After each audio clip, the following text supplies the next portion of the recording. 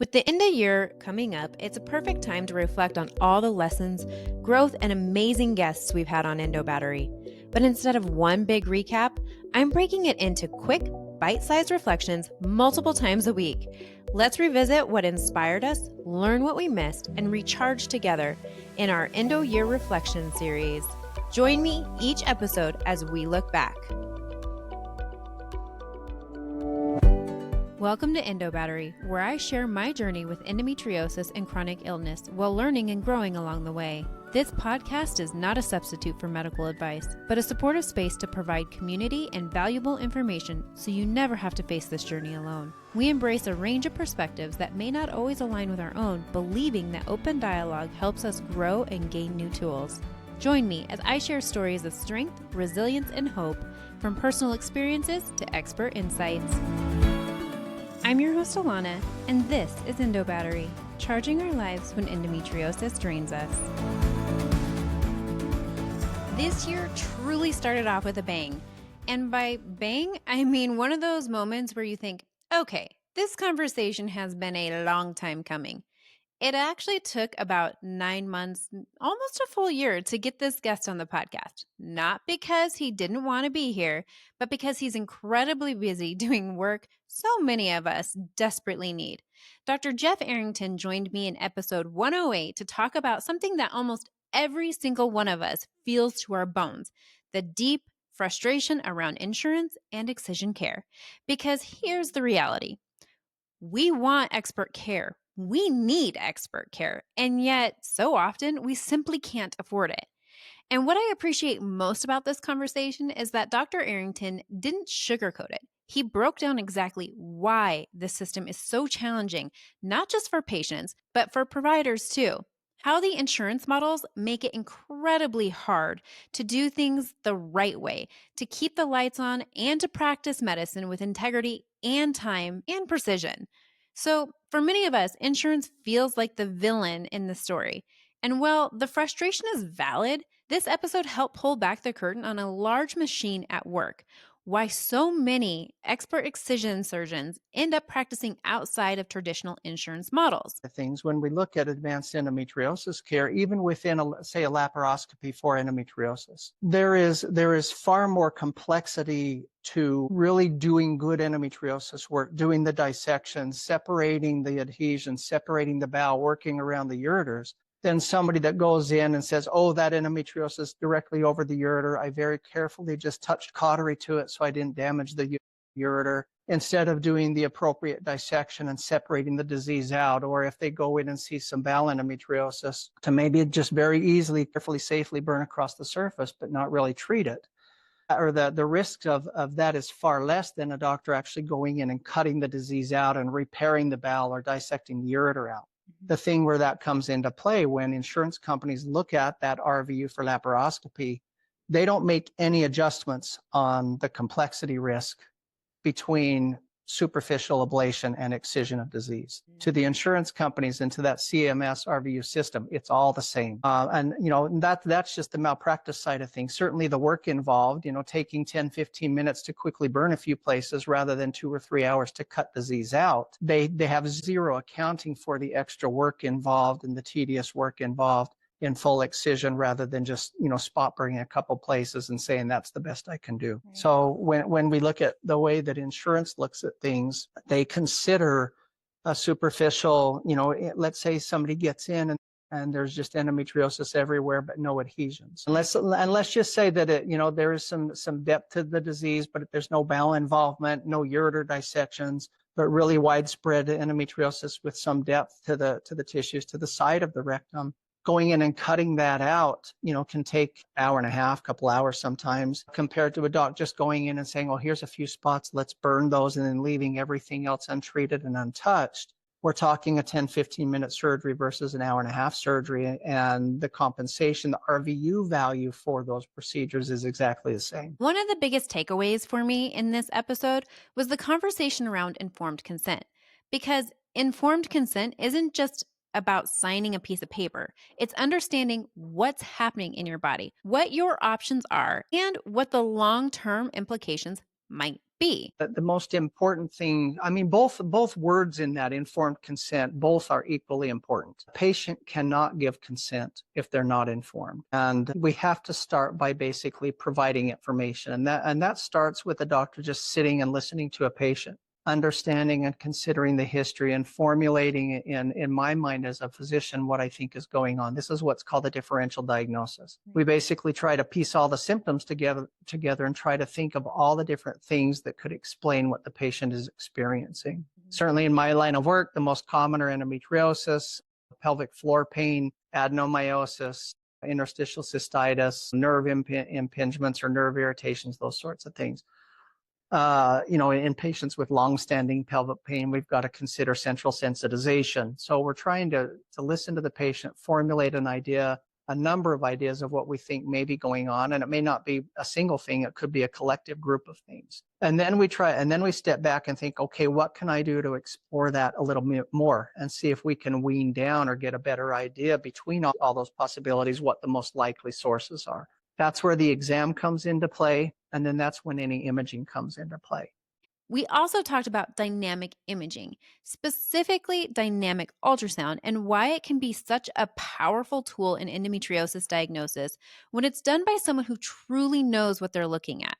Expert mapping before surgery can change everything. As many surgeons will tell you, and Dr. Arrington explains this beautifully, they would often rather operate on a stage 4 endometriosis case than someone who's had multiple surgeries labeled stage 2 or 3. Why? Adhesions, scarred tissue, the damage that happens when disease is missed, minimized, or incompletely treated. That alone is something I wish everyone could hear. But what makes this relationship with Dr. Arrington so special goes far beyond the podcast mic. He didn't just show up to educate, he showed up for the community. As many of you know, he actually traveled all the way out here to Colorado to support the nonprofit that I'm part of, an event that we had. This is where I need to tell you a little behind the scenes story because on the day of the event, my car battery died. Not my old car, my nice car. Now, I also own what we lovingly refer to as the barn car. And if you've never ridden in a barn car, let me paint you a picture. It smells exactly like what you think it smelled like horses, hay, manure, the full experience. I was running late, so instead of picking up Dr. Arrington myself, I had one of my teammates grab him from the shuttle. I thought I was being kind. I thought I was being courteous. I thought, surely, no one wants to smell like a barn on the way to an endometriosis event. Turns out, I was wrong. He was actually disappointed he didn't get to ride in the barn car. Apparently, it brought him straight back to his childhood. So, yes, we now know this about Dr. Arrington, world-class excision surgeon, insurance expert, and nostalgic about the smell of a barn. Oh no. All humor aside, I continually learn so much from Dr. Arrington. He has this rare ability to break down incredibly complex topics, insurance, hormones, informed consent, imaging, in a way that's factual, clear, and actually understandable. And the best part, the education doesn't stop here. We'll be continuing this conversation in the new year, including discussions around hormones and, things like ACOG updates. So definitely be on the lookout for that. If there's one thing this episode reminded me of, it's this: knowledge is power, but shared knowledge is how we change outcomes. And while the system is frustrating, conversations like this help us advocate more clearly, ask better questions, and understand why finding true experts matters so much.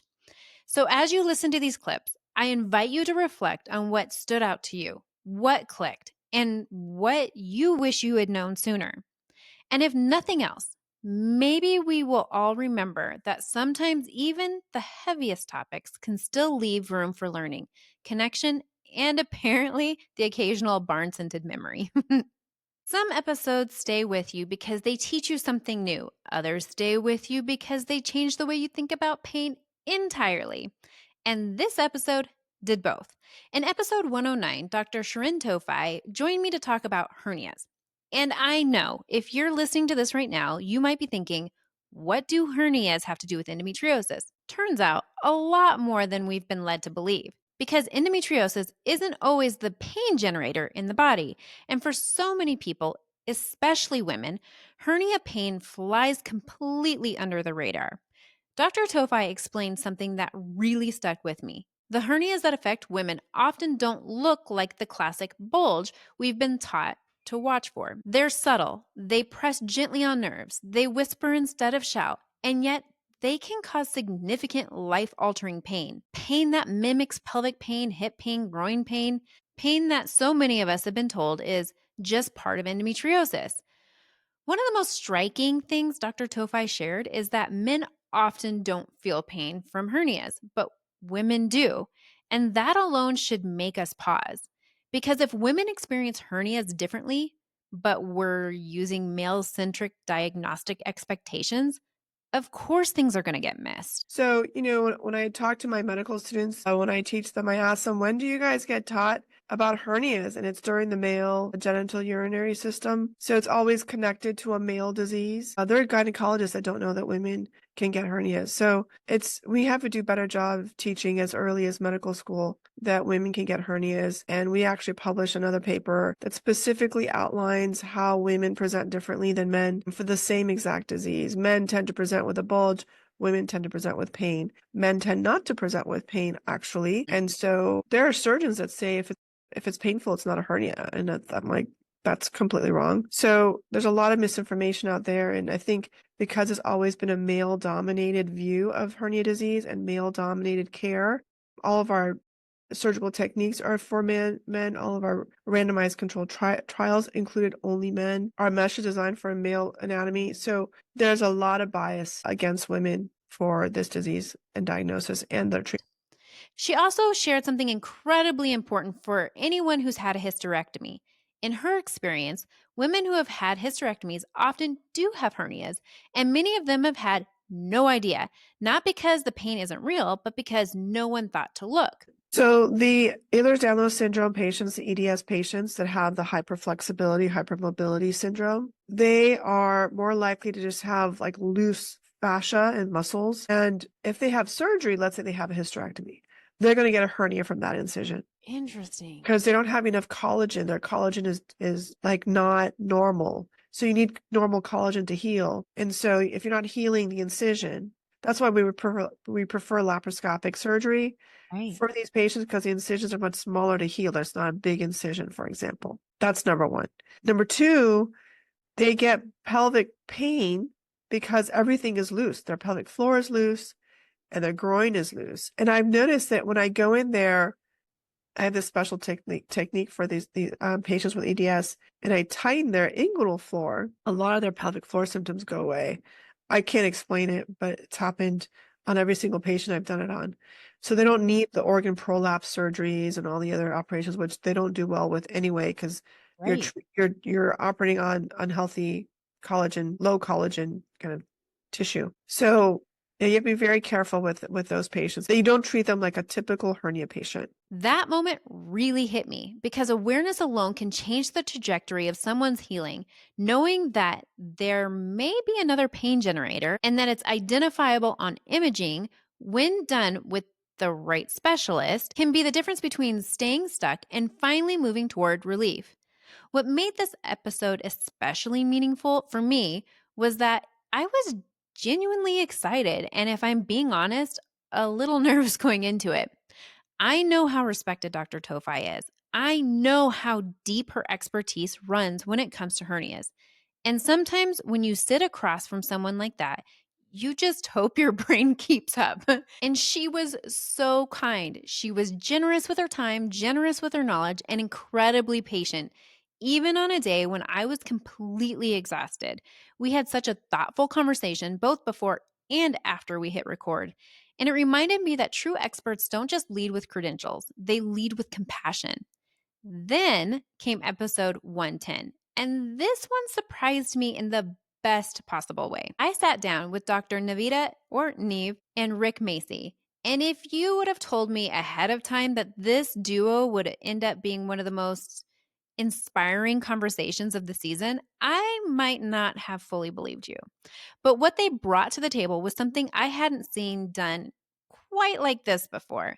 They connected neuroscience, the literal wiring behind pain, with mindset, not in a dismissive, just think positive way, but in a grounded, science backed understanding of how thoughts, beliefs, and nervous system shape how we experience our days and our bodies. One thing, and my patients are all struggling with chronic pain and chronic illness. And the most important technique, I think, we're talking about perspective and reframing, but one of the main things is gratitude. And as soon as we fill up our hearts with gratitude, we see things so differently. And I can give an example. I never forget, I was a medical student at Mayo Clinic, and all the kids were complaining that they had to work so hard, that they don't get any sleep, they have to study, they don't have a life. And I'll never forget, our dean told us, she said, go, she said, today's exercise, all you guys are complaining. She was at the auditorium and in the front, like, all of you are complaining. I want you all to go to the lobby of the Mayo Clinic in Rochester, Minnesota, and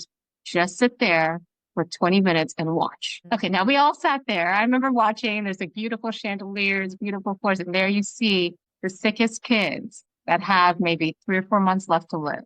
You see a kid having a seizure. You're seeing another person with a leg cut off, another one with their arm cut off. And then you see someone like, with dementia and their family members pushing them, and someone with a brain tumor. And all of a sudden, there's no more complaining. Yeah. Because you're like appreciative of what you have. So it doesn't mean that you minimize what you're having. I mean, everybody has struggles and pains, but it's a combination of gratitude and perspective, and recognizing that if we're grateful for what we have, that all of a sudden everything else is not as it's a technique to get out of the pain, maybe, and to improve it, and to feel the situation in a different way. And that's what you're talking about, perspective. It really means a lot. What struck me most is that they don't just teach this, they live it. They talked about how mindset sets the pace for our day, how it influences how we move through pain, through challenges, through life itself. And while mindset doesn't replace medical care, it absolutely plays a role in how we function and how we heal. I walked away from that conversation feeling inspired, not fixed, not magically cured, but reminded that there is still agency, even in the hard bodies and hard days. And then, because life is funny like this, there's a little moment that still makes me smile. Rick Macey, yes, that Rick Macey, legendary tennis coach, the man who coached Venus and Serena Williams when they were kids, and yes, that one portrayed in King Richard, a little slice of Hollywood tucked into neuroscience and mindset conversation on Endo Battery podcast. Because apparently you can talk about pain, the brain, elite athletes, and resilience all in one episode. If this conversation taught me anything, it's this. Healing is rarely one-dimensional. Pain has layers, causes overlap, and sometimes the answers we're looking for live just outside the box we've been told to stay in. So as you listen back, I invite you to stay curious, to consider other pain generators, to notice how your mindset supports or challenges you, and to remember that learning more about your body is never a step backwards. It's a step towards life with more understanding and hopefully less pain. And just because I'm in the season of giving, I want to give you just a little bit of advice to get you through this holiday season. And here it is. No is a complete sentence. You don't owe a dissertation. Just say no. Our plates are full enough. It is okay to say no. As we wrap up this reflection, I'm always struck by just how much learning lives inside these conversations. Looking back, it's not just about the information. It's what continued to inspire me, challenge me, and sometimes gently nudge me to see things a little differently. My hope is that something you heard today sparked a moment of recognition, curiosity, or even a quiet, that makes sense now. So here's what I'm going to challenge you with. Take one idea from this episode, just one, and let it sit with you. You don't have to fix anything, change anything, or suddenly become a brand new person by Monday. Growth counts even when it happens in sweatpants. Be gentle with yourself. Honor how far you've come this year. And remember, you're allowed to learn, unlearn, rest, and repeat. Thank you for reflecting with me. Continue being curious. Until next time, continue advocating for you and for others.